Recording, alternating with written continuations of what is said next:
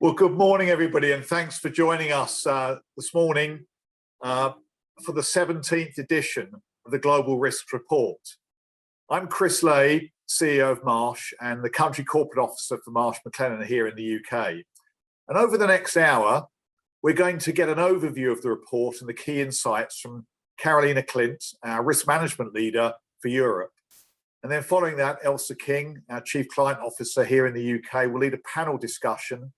And you can see our speakers here on the screen with Claire Coombs, Director of Risk and Assurance of EasyJet and the Chairman of AIRMIC, the Association of Insurance and Risk Managers in Industry and Commerce, together with my Marsh colleagues, Dr. Beverly Adams, who leads our Climate and Catastrophe Resilience, Catherine Cyphus, our Specialist in Crisis and Resilience, and Sarah Stevens, our Head of Cyber.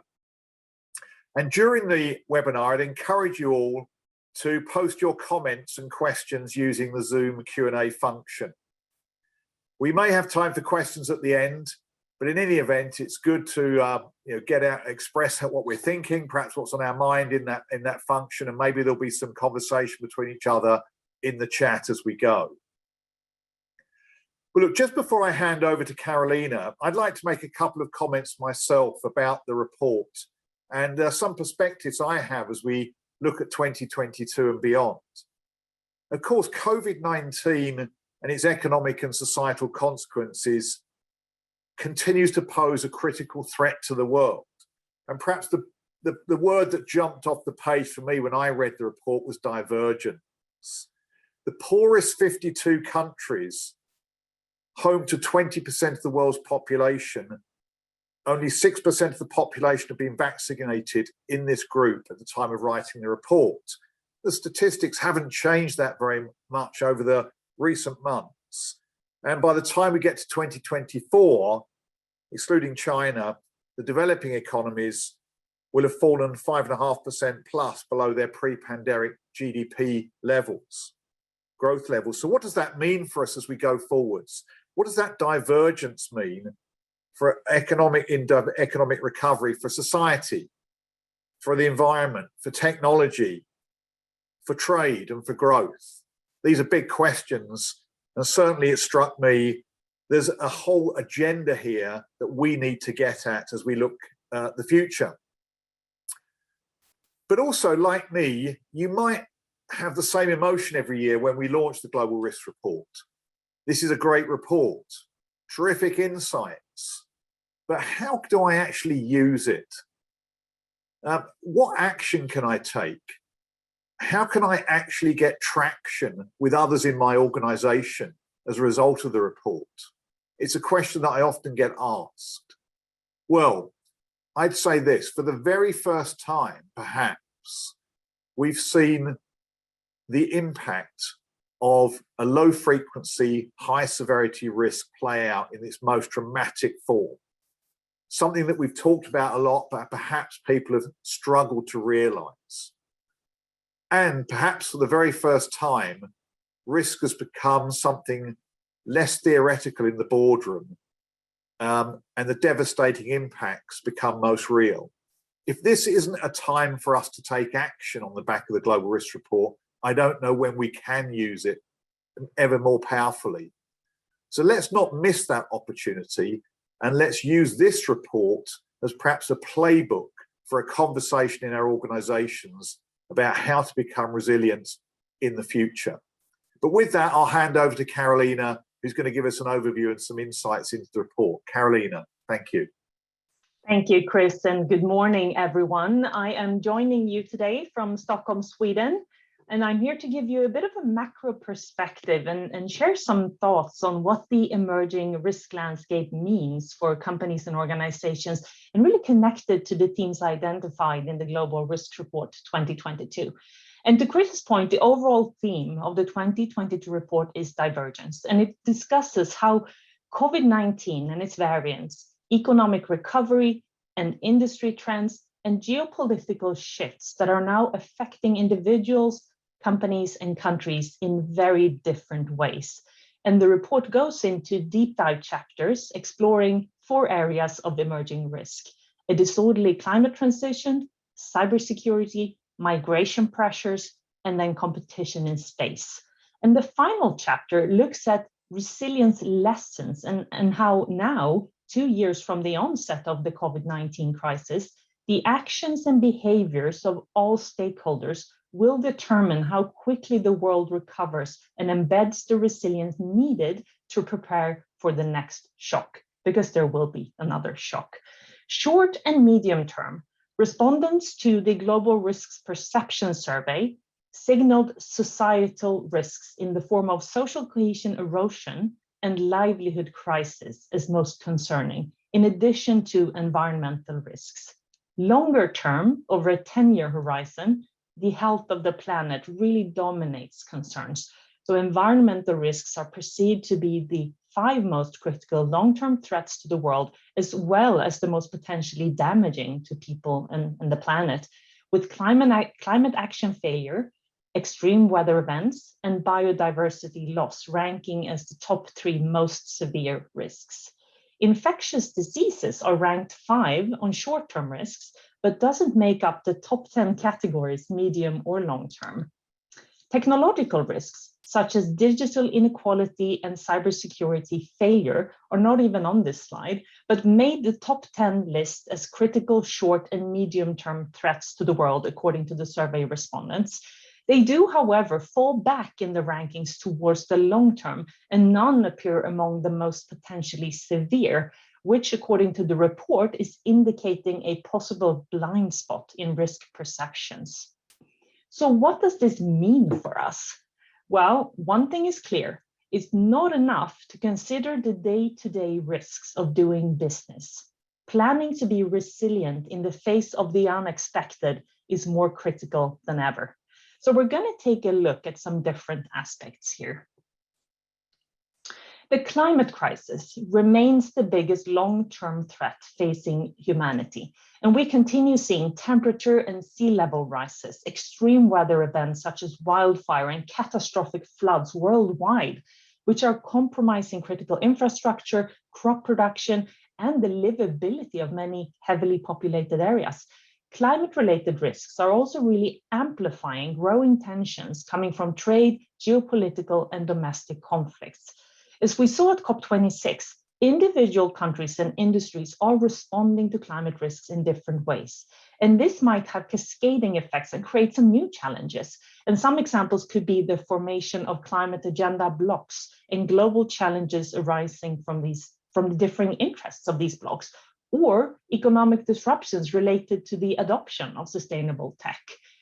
The rise of stakeholder capitalism, shareholder activism, and increased appetite from companies to use ESG targets and metrics, also combined with ESG-based investments, is really reshaping the financial and economic landscape. And an increasing number of organizations are now committing to decarbonize their operations. Businesses have to pay attention to transition risks, such as rapid shifts in policies and regulations, the need to develop low carbon technologies, and also changes in consumer behavior and investor preferences. This area will continue to develop quickly. We were already becoming highly dependent on technology before the pandemic. But over the past 2 years, we've really seen an accelerated digital transformation across public and private sectors. In addition, companies are under more pressure than ever to digitize and automate. Very often, this is being built on the backbone of aging technology and insecure network protocols, which has led to supply chain disruptions and greater exposure to cyber attacks, and especially ransomware. We are at a point where cyber threats are growing faster than our ability to effectively prevent and manage them. The G in ESG is about fostering responsible business management, where risk management, cybersecurity, and data privacy play important roles. And the question is, can companies claim good ESG credentials without addressing cyber risks? I think the answer is no. There are many different ways that companies can become more cyber resilient, like using multi-factor authentication, password management, encryption of data, and all of these things can be quite expensive. but the benefit of implementing them can well exceed those costs. And analytics can be a very helpful tool to find that cost-benefit sweet spot. It's also important to remember the human element in cybersecurity, which is often the weakest link. And companies need to train employees to go into a computer with a cyber mindset, because with that, they're much less likely to click a bad link, and they're much less likely to expose information they shouldn't be exposing. It really does make the culture more resilient if you start with the people. Space is more accessible than ever, and in 2021, we saw a record number of 145 orbital space launches globally, and 70,000 launches are planned for the next decade. Space tourism got off the ground, and the first commercial space station was announced. And these are all really exciting developments. But at the same time, we see growing geopolitical tensions and increased risk of harmful space debris. Our planet is surrounded by a junkyard of human-made space debris with empty fuel tanks, broken satellites, nuts and bolts. And given the fact that they move around Earth at more than 18,000 miles an hour, which is 7 times the speed of a bullet, these objects pose a quite serious threat to space infrastructure and the future of safe space travel.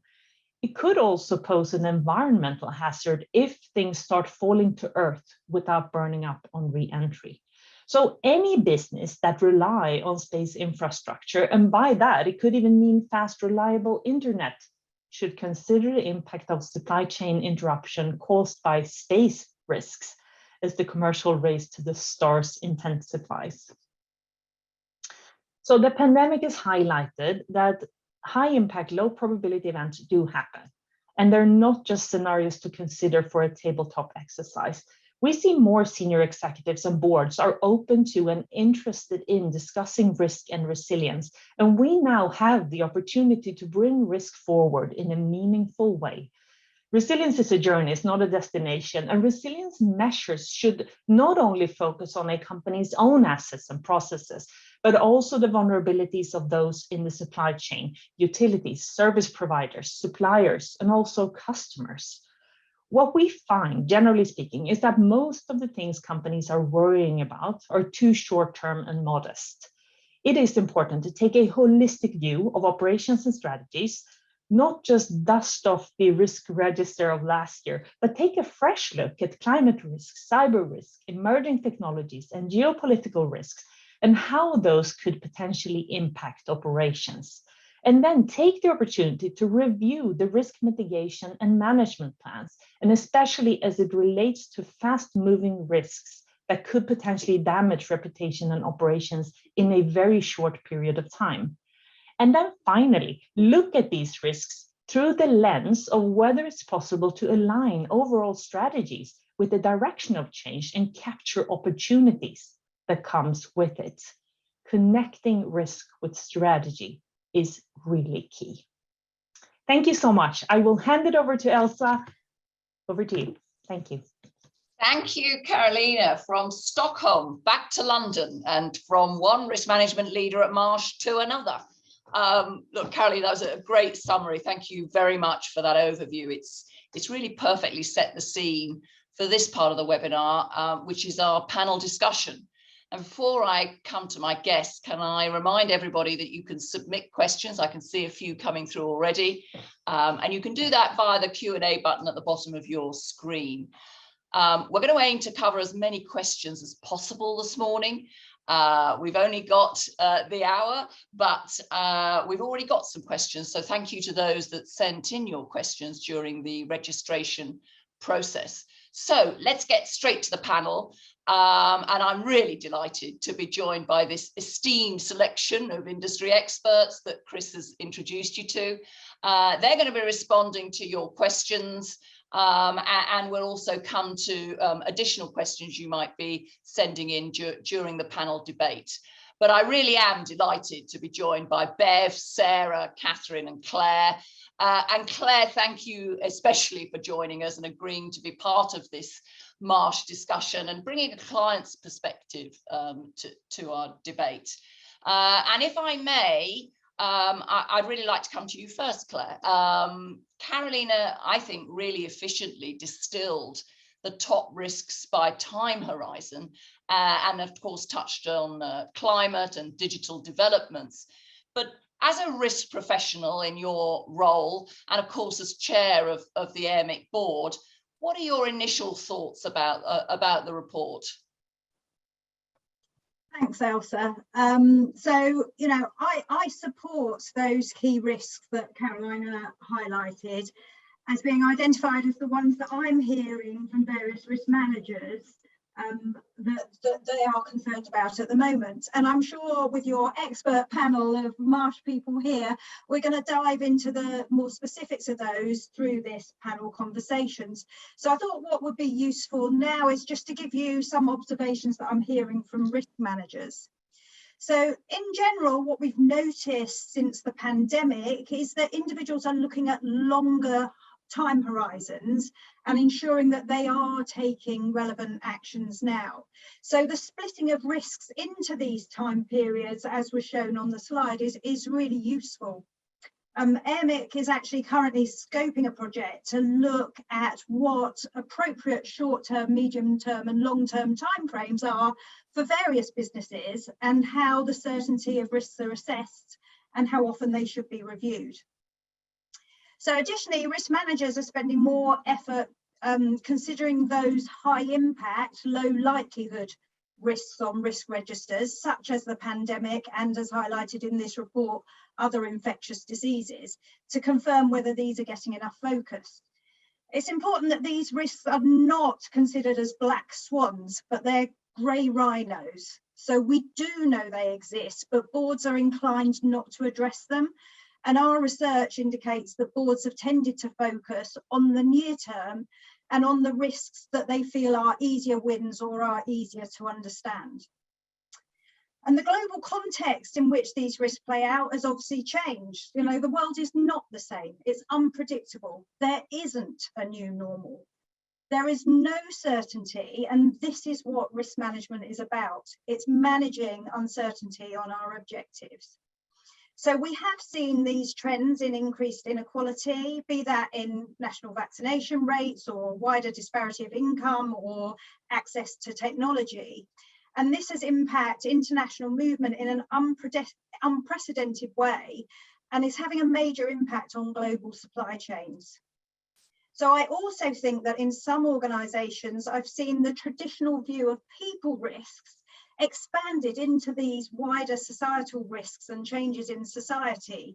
So things like the erosion of social cohesion, health and employment. And I wouldn't underestimate the individual well-being aspects of all of these risks as a society, as an individual and as an organisation. So mental health support is particularly important both within and outside organisations, and there has been an increased focus on this. So I think the report shows that the breadth of risk management continues to become more wide-ranging and as more of a strategic enabler, whether that's in identifying risks or the solutions to manage or react to those risks. So now people who wouldn't traditionally view themselves as risk managers do see that they have a role to play. So this isn't new, but the importance and profile has increased.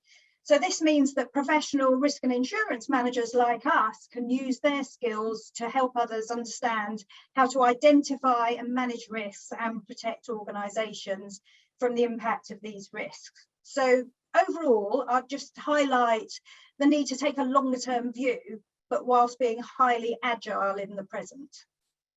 Yeah, thank you, Claire. I mean, this is an extraordinary time to be a risk professional, isn't it? And as you say, the community of risk experts is widening within all our clients' organisations, and it's a fascinating time to be navigating through all of this rapid change. Thank you, Claire. Sarah, I wonder if I could come to you. Not surprisingly, technology risks feature in both the short and the medium-term threats that respondents have identified, including digital inequality and cybersecurity failure. A related question we received in advance is in fact in respect of those cyber risks. So the question that came in is cyber risk so systemic that it will become uninsurable? What do you think, Sarah? Well, it certainly feels that way on some days.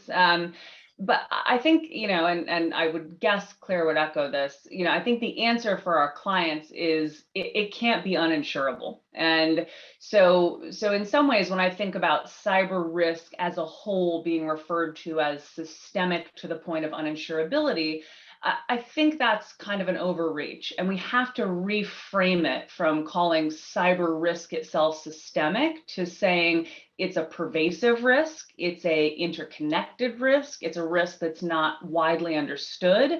And there are some specific aspects of it that could be considered systemic, but we have to spend the time to parse it out. And so from an insurance perspective, the answer also can't be, here's a cyber insurance policy, but it has an exclusion for anything that happens to you and also happens to anybody else. That simply doesn't work for clients. Equally, a policy that provides, all risks of loss cover for anything related to technology or the internet can't work either. That's simply too broad. And we also can't take the approach that some insurers, unfortunately, have taken in trying to excise all technology risk from P&C policies. So the answer in terms of insurance is also interconnected. And so one of the problems we're currently facing in the dedicated cyber market, but across the rest of the cyber market as well, is how do we responsibly dial back some of the breadth of coverage that existed for cyber risks in a softer insurance market so that the market can provide something that's sustainable, effective, and can exist for the long term in a way that helps clients transfer risks meaningfully, but also preserves the capital's ability to offer that risk transfer.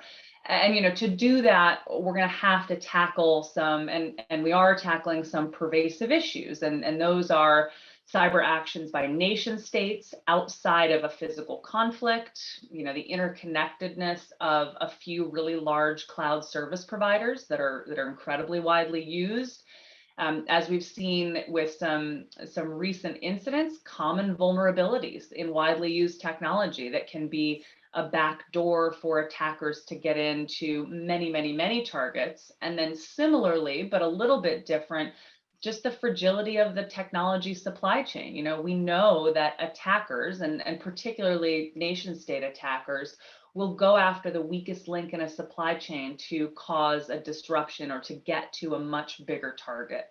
And so some of the solutions to this, of course, are ongoing, and we're currently working through as a market how to provide sustainable solutions to clients. But really, we've got to have much greater transparency from insurers, working together with insureds around what's causing losses, how you're measuring the risks that that cause losses, what controls correlate to claims.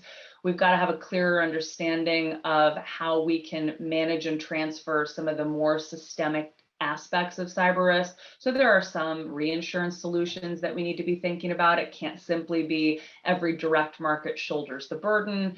And a really, really intense focus, and this is certainly happening in the cyber risk management community, on supply chain risk management and protection. And I think as well, a greater focus on how we can bake risk transfer and insurance protection into some of those technologies versus expecting the buyer or the consumer of services to always can entirely protect the risk. And that's maybe a bit of a belt and braces approach, but I think we'll see exploration of some of those themes in the next year.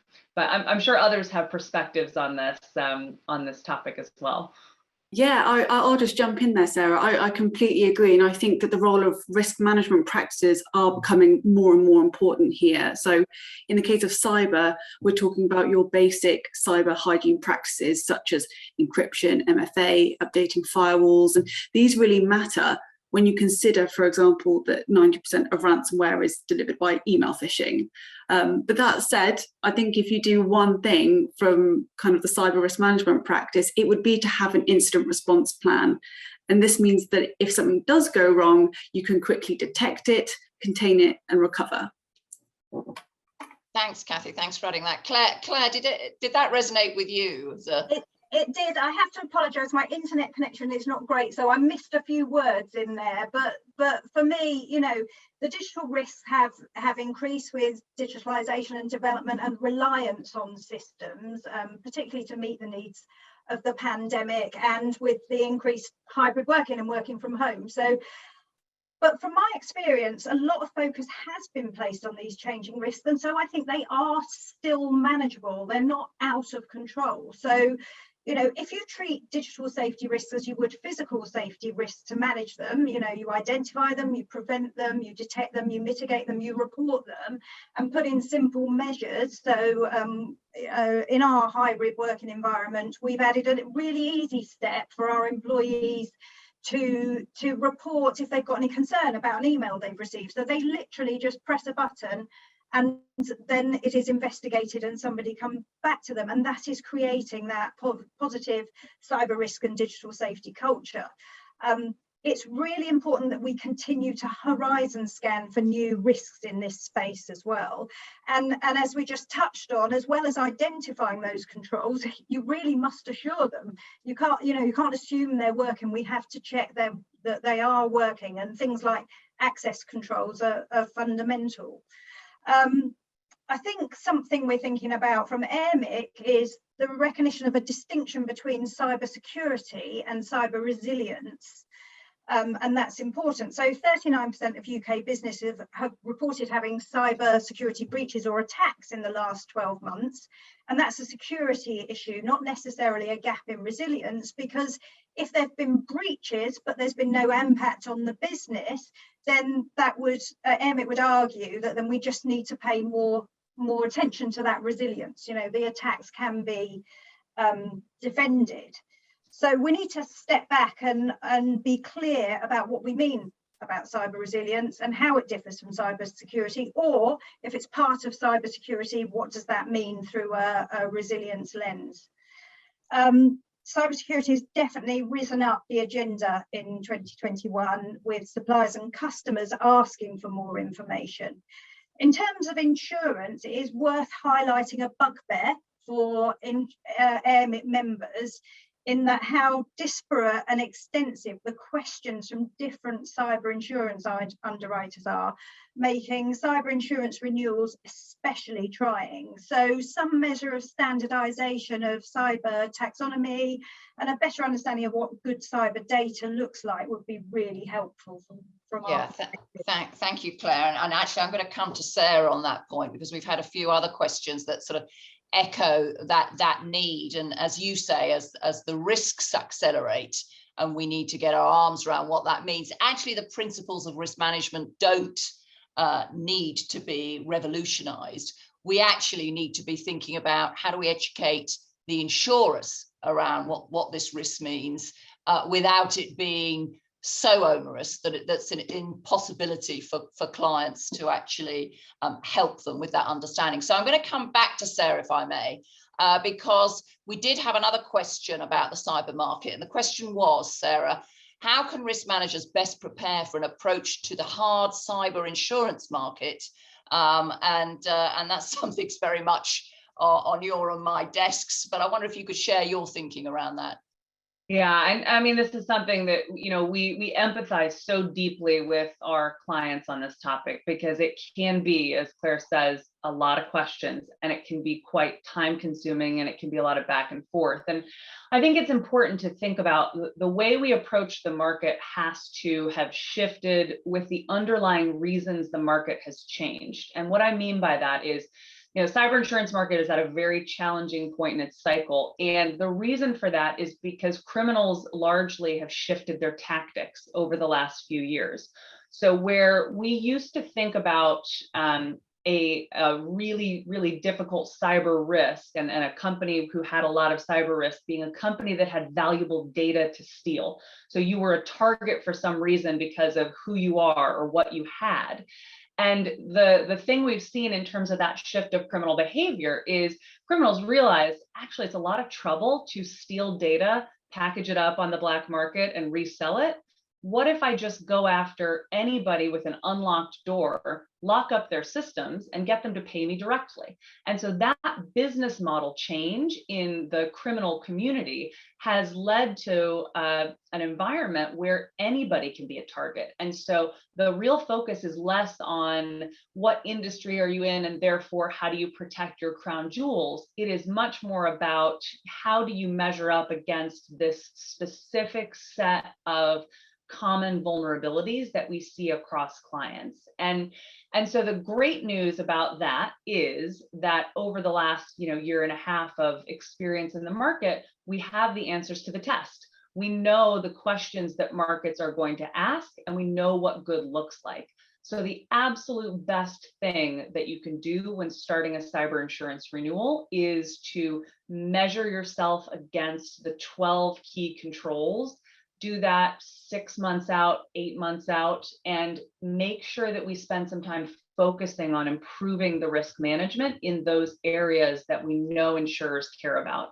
That minimizes the back and forth questions once we get closer to renewal. It puts you in a better light with insurers, and it minimizes a lot of wasted time on the part of the client answering a lot of specifics. And because we know that, we can take you through that. And I would say the other thing is mindset. When you're approaching the cyber insurance market right now, I think, it's a relatively, it's only a 25-year-old market. So it's relatively immature in comparison to other lines of business. This is the first hard market cycle. So when you're approaching the market, I would get out a blank sheet of paper, and I would be thinking about what you buy and how you buy it and what your risks are, and compare your results in the market to that understanding versus comparing it to what my insurance program looked like last year. Be open to alternatives. And I think for some clients, the next 2 years will be about a journey of risk improvement and making sure the right protocol is in place to be resilient, i.e. to have a great incident management framework in place, with less focus on the insurance risk transfer and much more focused on, sort of a targeted approach to ensuring resilience. But there are some really practical things you can do to make the experience less painful. And so, of course, we can talk about those. But thanks, Sarah. Yeah, I want to come on to Kathy actually about that whole point around the resiliency and demonstrating that resiliency. But before I do, Sarah, we've got a question come in from Alexander about risk retentions and using captives as a possible way to address this insurability question. Do you think that's a solution for the future that we should be investigating as our clients are looking at this? It's absolutely a solution we are investigating with a lot more clients. We've seen a huge increase in the percentage of clients either putting a piece of their program into their captive, or even looking at, I can't buy the way I used to. I used to have a 5 million retention. I was really happy with that. Actually, I'm going to put the first 50 or 100 million of my risk in the captive. I'm going to put some structured support in place around incident response. And then I'm only going to approach the insurance market to transfer a cat layer of 100, 200 million much higher up. So we're absolutely seeing a lot more interest in that, and in a way that we hadn't in the last 5 or 10 years. Yeah, I agree. And Kathy, with those increased retentions and risk being owned by our clients, as Claire says, that the risk management tools and approach is got to change with the times. How do you see that, and how can we help around that? Yeah, I mean, I think there's two things you can do. I think number one, you've got to combine risk with strategy, like Carolina said at the start. Most organisations now have digital or reliance on cyber as a top board agenda point, but there's still a hesitancy to talk about it, being a very technical area of risk. But if we can align risk and strategy internally inside a client, that's where we can start having a conversation about quantifying your exposure. A lot of the time, insurance is misplaced based on maybe a 2019 model, but everything's changed now. So let's look at what your real exposure is by identifying your big loss scenarios. Let's quantify it, see how we can bring that quantification down via risk practices, and then approach your insurer and that's where Sarah steps in. But I think it's about scenario planning and quantifying your risk to justify your insurance program. Yeah, thanks, Kathy. I wonder if I can move on to one of the other really big themes that Carolina was talking about earlier, and that's with respondents really signalling that societal and environmental risks are really a key concern for all of us. Hi, Bev, lovely to see you. We've seen a few questions coming in around this area, and we're not going to be able to deal with all of the questions today, Bev, but I've really got two parts of a question I wanted to pose for you. The first one is around a question submitted: is climate change our greatest risk? If so, how do we engage in a more regular and productive way? And is it all about the influencers getting those messages out? What do you think, Bev? You know, Elsa, I don't know about you, but I remember back to my geography and science lessons at school. And back then, greenhouse gases and global warming was a subject that we talked about. And it was always out there as being one of our greatest risks. Arguably is what's changed. You know, for the last 2 years, it's featured in the top 5 risks for the Global Risk Report. It's hitting the headlines. And so it's not so much for me about, is it the greatest risk? It's more about, why is it the greatest risk that we're now acting on now? And so for me, there's 3 parts to that. And I think it's about evidence. I think it's about accountability. And I actually think it's also about consequences. So the evidence bit, we all know that there's loads of things on TV which are now demonstrating that climate change is real, it's not fiction. So I won't talk about that one too much. That's one for over a glass of wine. However, accountability, this is the thing that's changed. It's the fact that we now have to report. And so this new wave of TCFD reporting, governments literally making it law and mandatory, that has meant that businesses have to react. It's no longer a nice to have, but an essential for boards to discuss. And for me, that's really what is driving this now, I guess, recognition that climate change is our greatest risk. And I think within that, ESG reporting is another key part. It's something that at Marsh, we hear literally every day. I am in meeting after meeting discussing how people get their arms around ESG. And for me, climate is a major part of the E, the environment, along with the S and the G. And so with C being part of E, that's something that we are really, I guess, having to drive forward for accountability. I think the consequences piece is absolutely worth a mention too. I'm just off of a board meeting, one of our clients, and we've done a whole piece of work around their transition risk. And I'm going to quote the head of their board who said, we don't want to be the ones sitting there in 2030 with a bunch of non-resilient assets and with a carbon heavy business when carbon tax hits. Well, who on the phone actually wants to be hit there with things like carbon tax if you haven't done the planning and the preparation for it? So that's the consequences piece. We see those consequences and they're a much closer prospect than perhaps people think. So I guess that's kind of the heart of the question for me. And how do we get people to engage in a more productive way, and who are the influencers? So when I think about it and I look at the TV ads over Christmas, there was so much more on there about businesses acting on climate, wasn't there?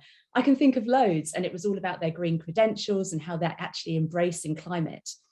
And so I think that this is the bit where business is really beginning to drive it. And each and every one of our clients who's watching this today will have their role, they'll have their key actions. They may or may not know as they sit here what those are. And that's in a way our job as Marsh, to help them uncover that, prioritise and take the right steps on that journey. And I call it the accountability web. So, you know, businesses are accountable to their board, but actually we as business can drive wider accountability. So imagine, and I heard this at COP26, that you're one of the big players in the market. And as part of your supply chain requirements, you ask businesses to report to you on what they're doing for climate. That's one of the things that the businesses were talking about at COP26. All of a sudden, you've now made that raft of businesses within that web accountable.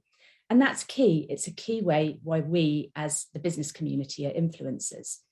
Another one that I've seen is international presence. Yes, the UK government is driving TCFD, However, where it's a UK business and they have international operations, they can then impart that good practice and get all of those different areas globally also following those TCFD standards. And so again, I think it's where really business comes to the fore in driving it.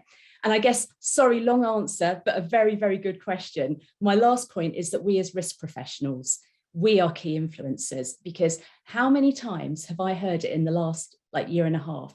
Oh, we used to do catastrophe modelling for our insurance placement. Oh, now we're doing climate modelling.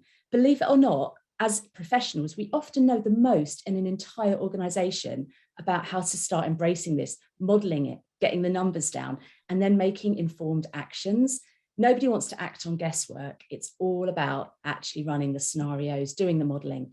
And so I think that's, I guess, all rolling up to say, I think business, we have a key role in influencing.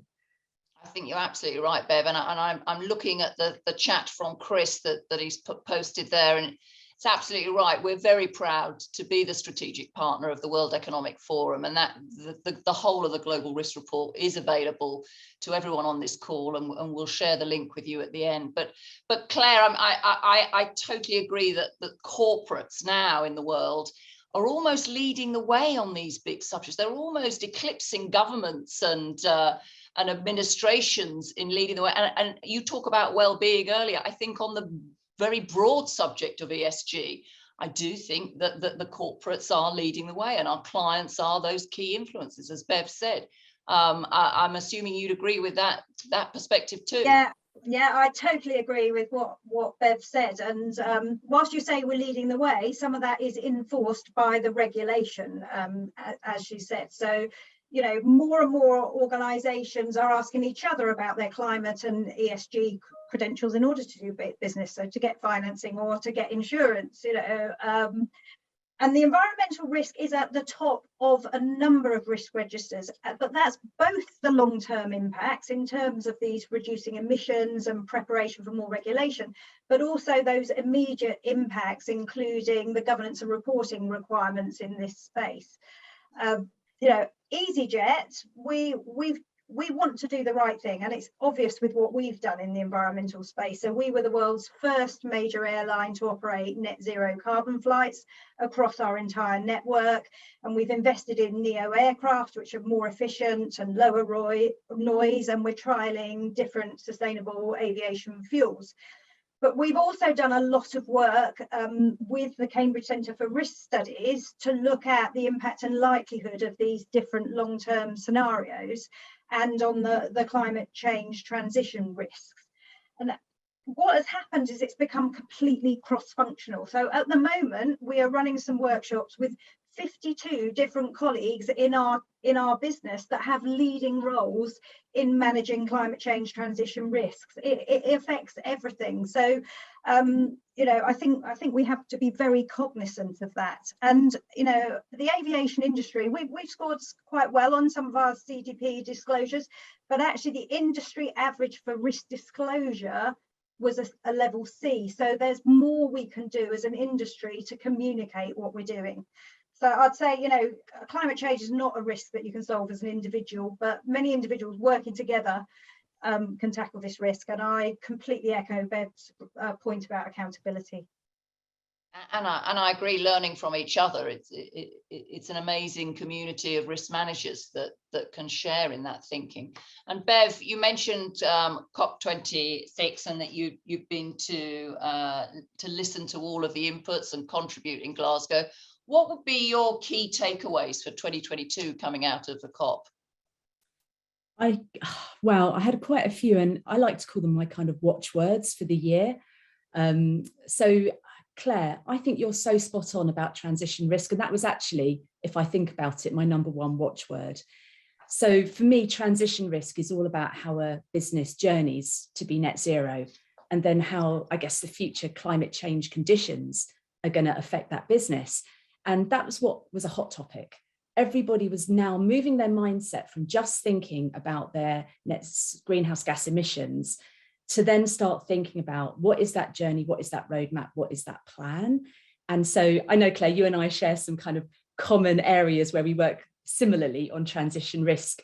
And so I'm with you that it's all about getting the business engaged and making sure that you are thoughtful, because the plan isn't going to be delivered next week, next month, next year. We're in this for the long haul. And so you've got to think about what you're doing within the next year, the next 5 years, the next 10 years and beyond, and make proportionate and strategically, I guess, justified and well-modeled decisions. So I think number one from COP26, Elsa, is all around transition risk. Another one that I've got is supply chain. Everyone is struggling with their scope 3 emissions. Big generalization, but I just hear it all the time. That idea of we have to report on parts of the carbon emissions landscape that we don't touch, but it's about our suppliers. It's about things we don't control. Well, that's all about getting the right reporting mechanisms in place. And that's where a lot of businesses were saying they're starting to drive that as part of the things they're asking their supply chain. They may not have the data today, and that's one of those things we may start doing in a year or so's time as part of our modelling, but you've got to get the data, you've got to ask the question. And so that's where it almost rolls back to the actions that we need to take today. So that was very much on the minds of people at COP26. I guess my last one is around key performance indicators. If you look on loads of websites at the moment, people will have a good statement around when they're going to be net zero by. However, there is many other things that are involved in climate and ESG that are not just your net zero target. And so it's a little bit of a game at the moment with everybody watching and waiting to see what other people start putting out there. And I think that's what we're going to begin seeing: more convergence, more standards around other declarations, around resilience, about planning, about targets. And so that's where we as Marsh at the moment have a sort of heavy focus on how we guide our clients in the right way to have those kind of, I guess, right strategic pieces of their jigsaw puzzle in place. But listen, that's just my standpoint. I know there are loads of others on the panel with me who've got a view on this. I mean, Kathy, from a crisis standpoint, what was your view on all the COP26 stuff? Well, I think what's common across, you mentioned these waves of regulatory discussions, whether that's TCFD, TNFD, or even the FCA's operational resilience policy or the European Commission's DORA Act. There's a common thread through all of that, and that's that we need strong governance. And I think it's about having really strong foundations for 2022. Bev and I were talking last night, and we said it's all about that G in ESG. It's one thing that will help you tackle regulatory change, but also make sure you don't get left behind. So if you get that right, you'll be in the best position possible to tackle all the change and the volatile risks that we're facing this year. I mean, I'm afraid that I still have the odd meeting or two where people say, oh, we're going to act later. And I don't know that I'm fully behind that idea of acting later. So, I mean, what do you find? We work in crisis management, so we're all about planning. Yeah, I think, like I said at the start, the planning for incidents and planning for things to go wrong is that's the stance you've got to take from the start, because it's not if, it's when. We've just seen it with the pandemic. Whatever you plan for won't happen. It will be the thing you haven't planned for. So number one, get your response planning in place, have the governance structure to be able to respond quickly and in an agile way, make decisions, know who's making the decisions. That basic framework will be invaluable. You won't regret investing in a response plan when it hits the fan. Kathy, is that the best way then to prioritise? We've got quite a lot of questions coming in around practical advice and how can we help people prioritise this myriad of risks that they're all facing. Of course, it is all down to the planning, isn't it? It's down to, but how do we prioritise in that planning? Yeah, no, I'm actually glad you raised the point about prioritising, because I think it's something that we don't often do. I think we can inherit insurance programs and get distracted by the day-to-day, but 2022 is a great year and a great time to take a look, take a step back from what you've got in place and take a strategic view at all of your risks. And I know Carolina mentioned this at the start, there's no better time than 2022. So in terms of how you can prioritise your risks, my short answer is scenario modelling. Comes back to understanding and quantifying your risks. And that will allow you to articulate your organisation's aggregate loss distribution over time and therefore justify your investments, whether that's your insurance programme, your risk mitigation practices. It tells a story. And I think post-pandemic, we need to retell our story. So the trick will be in using a model which works for you. Each organisation has a different complexity, a different size, different operations, and you need to get one that works. So Bev does, transition modelling, very different to an actuarial model on your insurance program, for example. So Bev, I think you've got some specific modelling that you do in your area, don't you? And it's all about putting the good stuff in and you'll get good stuff out. That's right. So I guess we always talk about foundations and laying the right foundations. Part of it's your gap analysis with your risk register, as Claire was discussing. Part of it is having solid, robust modelling so that you aren't playing a guessing game of knowing which are your most important risks and how big they might be. The model may evolve as you gather more data, but starting with a solid foundation that you build upon is key. So I think modelling, you're absolutely right, Kathy. For me, you work in resilience. I'm head of climate resilience. Resilience is key, because you can do all the modelling in the world, but if it doesn't then lead through to proper action and adaptation and decarbonisation, certainly from a climate standpoint, then you're just going to be treading water. And so I think that is the key thing for me, is start, yes, with the modelling, but that's the roadmap that we like to take clients on. Know what's at risk, why it's at risk, what to do about it, and then how to report on it. And if you take that very simple kind of 4 step-by-step approach, all of a sudden, this big world of scary new actually becomes very doable. And Bev, that's so practical and so sensible. We have got a question posted from Svetoslav, who's asking about smaller companies. Are there solutions? I mean, I guess the same principles apply, but are there climate-related solutions, either insurance or risk-wise, for the smaller SME clients? That's a fantastic question. And I think the key word in all of this is proportionality. And so, yes, I mean, the short version is that within the marketplace, there are solutions that can be useful for SMEs, all the way up to big multinational banking giants. And it's our job, in a way, to be able to support people with all of those. Some of the things that we deal with here in the UK, for example, flooding is a major climate risk. And so we have our new kind of flood in a box way of approaching that. And so for us, it's very much about tailoring, the sort of solution to the size and the budget. But the key thing is awareness and actually knowing what the climate risk is, and then taking the time to lay out how it should fit into your risk register. And businesses large or small can do that. It doesn't take an awful lot of money and complexity to actually get going with all of that. So I'd very much counsel businesses who are smaller to learn about what the key climate pressures should be, and then start listing down the ones that are the highest priority for them. And that, again, is something that we do through our ESG risk rating tool. So yeah, something that, and that is actually a self-assessment, and it's for free. So you can even start that way and take a gentle step into all of this.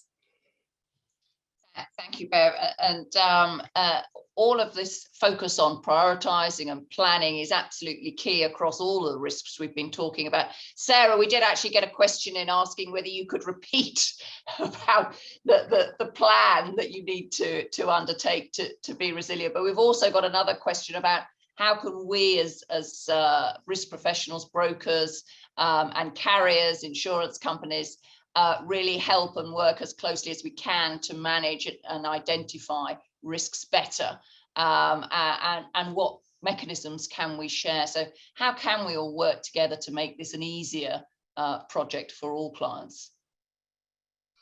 Yeah, I mean, in terms of making cyber risk a little bit easier, I think, first of all, if you've been ignoring it and hoping that it's kind of covered somewhere else in your program, or that person who manages IT has got it under control, you have to get involved. And the first way you can get involved is we've got 12 things you need to be doing. We've got, just similar to what Bev has, there's a free online assessment tool. We can tell you, are you doing those 12 things right? And that will give you a roadmap. Then you'll know what's the worst one? Let's start there. And we can start fixing some of the known vulnerabilities to get you in a better position to then make decisions about risk transfer, whether there's a dedicated policy or some coverage that exists in your current policies, or whether you simply want to focus on building your incident response capability, using your captive. But the first thing to know is, do I have a really big glaring unlocked door that somebody can create a bad cyber risk problem for me? And we've got the easy assessment to help you find out the answer to that. Thanks, Sarah. Thank you for that. And by the way, for any questions we haven't answered during this panel debate, we will come back to you as an audience with answers to all of the questions. But Kathy, we've got a question in from Amy about the S and the G in ESG and really pulling the themes together in terms of accountability, and is it best to try and bundle these elements when we're thinking about risk management, or deal with them very separately? What's your view? My view is you need to understand your to Bev's point, the proportionality across ESG. Where are your biggest risks? And it might be that you have more significant risks under S than E, depending on the kind of business you have.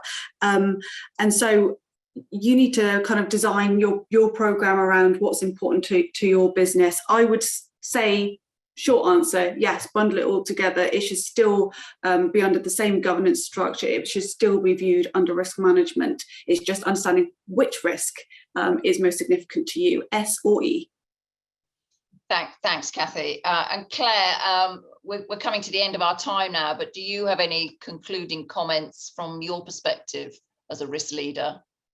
I was just going to talk about the prioritization, because it is really difficult, particularly with the interconnectivity of risks. And I think it's very dangerous to just focus on the risks you know about and prioritize those. So, emerging risks are really important. And I know British Standards are doing some work, and EMIC and Marsh have both been involved in that.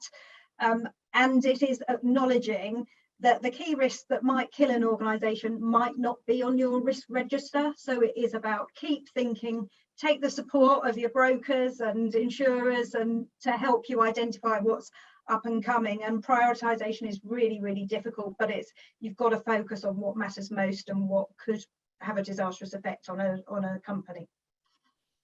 Thank you, Claire. That's what we're here for. So thank you very much.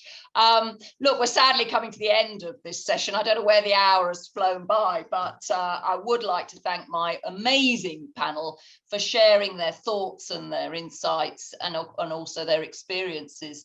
I hope that's given a practical view on the Global Risk Report. And thank you again, Carolina, for giving us that overview at the outset of this session. Before we leave, I want to remind you that a recording of the session will be emailed to everyone who's registered on this call, along with a link to access the recording. Plus, the full report and copy of the executive summary is currently available on the marsh.com website. And actually, you can see it here, the link in front of you on the slide. So it only remains for me to thank you, our audience, for joining us, and of course to our panel. Thank you very much, everyone.